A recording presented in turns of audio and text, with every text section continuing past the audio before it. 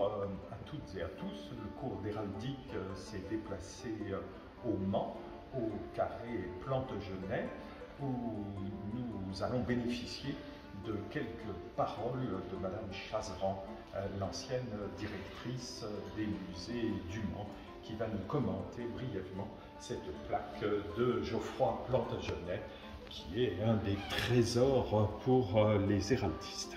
Alors cette pièce d'émail est exceptionnelle, non seulement par sa qualité, mais aussi par ses dimensions. Elle fait 62 cm de haut sur 34 de large, ce qui en fait le plus grand émail chanlevé connu.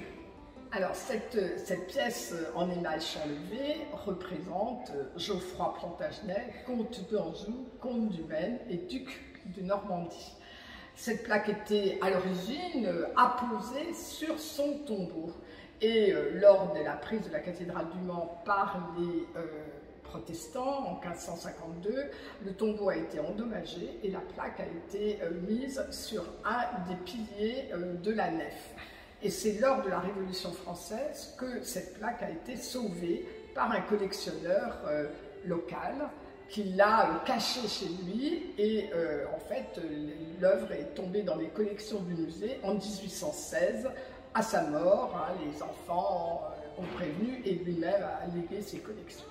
Alors cette plaque, vous voyez qu'elle représente Geoffroy Plantagenet en pied, en grande, j'allais dire, tenue, avec son manteau de menu vert, tenant son épée dressée. Cette épée était très probablement à l'origine dorée, peut-être guillochée comme les éléments de sa robe, et il tient un écu que les spécialistes de l'héraldique connaissent bien, sur lequel ils discutent beaucoup, et entre autres Michel Pastoureau, et je ne dirai pas grand-chose là-dessus, parce que moi je ne suis pas du tout spécialiste, mais avec ces lions qui sont tout à fait particuliers. Ce qui est aussi particulier, c'est le bonnet qu'il porte, et qui est un bonnet manifestement du tissu, et qui est brodé, là aussi, avec le lion.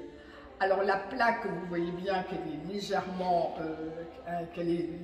creuse derrière, et on le voit avec les côtés, et c'est vraiment une œuvre tout à fait exceptionnelle, avec en plus les constructions qui sont représentées sur le dessus. Et qu'est-ce que évoquent ces constructions? Est-ce que c'est, puisqu'il est aussi autour d'une arcature, est-ce que c'est la Jérusalem céleste? On ne sait pas très très bien. Alors, qui a fabriqué cette pièce exceptionnelle d'émail?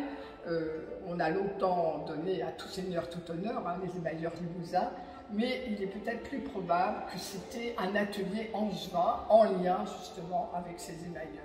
Voilà,